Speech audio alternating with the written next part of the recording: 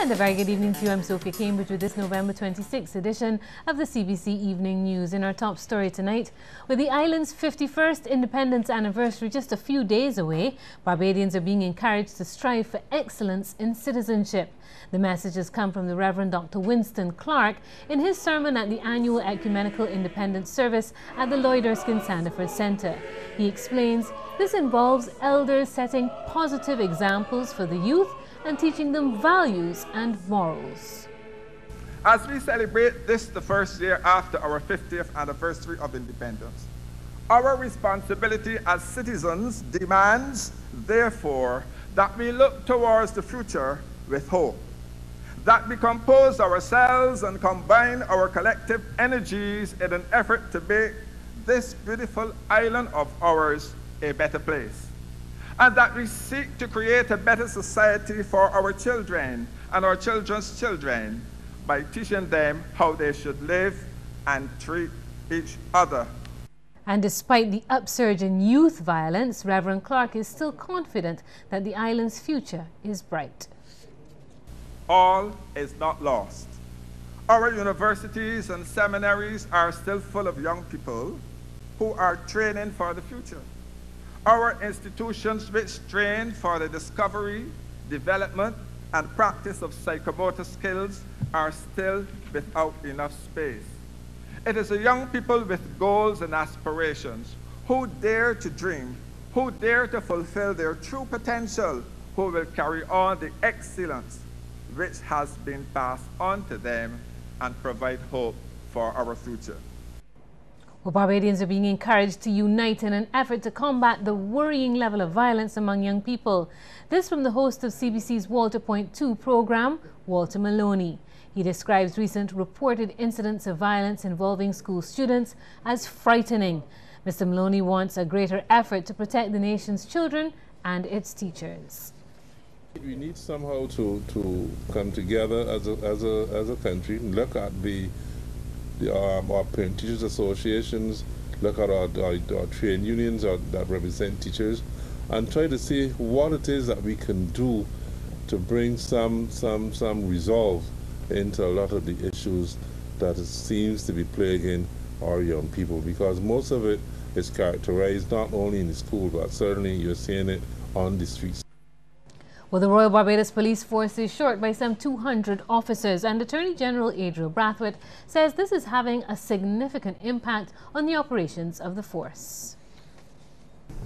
Whilst we have not been able to provide some of the state-of-the-art crime-fighting equipment, the day-to-day necessities like uniforms, holsters, vehicles, bulletproof vests, among other things, should not be a problem. It is untrue for anyone to claim that the Royal Barbados Police Force was or is starved of financial resources, and that this has had an impact on crime. We continue, however, to be starved, as you've heard from the Commissioner, for human resources. With sick leave, holidays, and a general shortage, this has had a significant impact on the way that we're able to conduct our business. Well, Mr. Brathwaite made the comments during the Police Association's annual general meeting. Police Commissioner Tyrone Griffith says this shortage of manpower, coupled with an increasing workload, sometimes results in a failure to produce case files in a timely manner. He's, however, insisting that the force is not solely to blame for the backlog of cases within the court system. I get the impression sometimes that there is a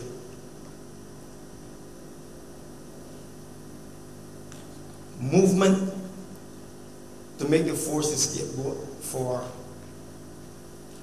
the slow operation of the judicial system. And there's a lot of blame to be apportioned everywhere. Well, the Chief of Staff of the Barbados Defence Force has shared his vision for the military organisation. He believes the BDF, led by its Health Services Platoon, can provide more in the area of mass casualty response. He shared his thoughts as the medical reception station was renamed the Florence Gittins Medical Facility in honour of Barbados's first female soldier, Lieutenant Colonel Florence Gittins.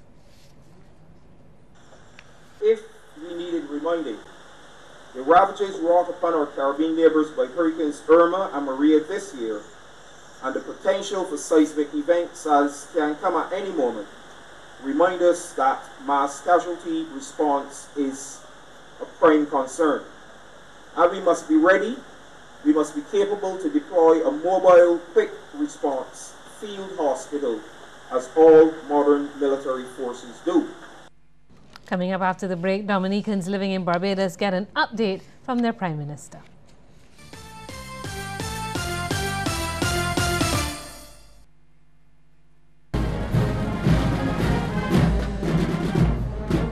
Barbados celebrates its 51st anniversary of independence on Thursday, November 30th, with a military parade at the Garrison Savannah beginning at 8 a.m. Acting Governor-General Sir Philip Graves, Prime Minister Frundle Stewart, and Chief Justice Sir Marston Gibson will be among the many dignitaries in attendance at this spectacular ceremony. This year's theme is Excellence in Citizenship, Ensuring Hope for the Youth. Bring your entire family to the 51st Independence Parade, Thursday, November 30th at the Garrison Savannah.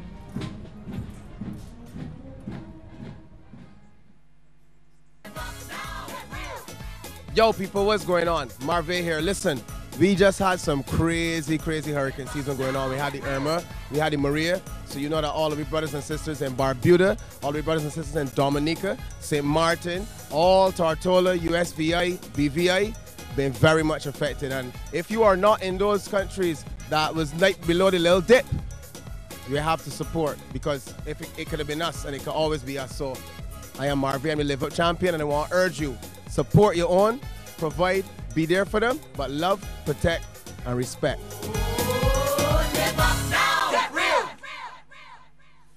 Let's celebrate Barbados and tune in to CBC TV 8 for live coverage of the 51st Annual Independence Parade, Thursday, November 30th at 6:45 a.m. and streaming on cbc.bb. God knows what he was doing when he put Independence Day on Thursday, because you don't plan to stand in this house. Me and the two grands going down Pirate School for Q-Fest. Them going in the kids zone with them jumping tents and them things so. And I going to line dance and have some fun playing games. Don't worry, I still able. I making sure we belly full, cause all sort of food both there. And then going back home, cause you see, I got to change and put on my good dress for the dance at Blue Moon. And the $10, can't forget the $10 to get in. Cute kids, cute in the community, and a cute dance. Cute good for me. Remember, the cute dance is $10. Everything else free, you hear?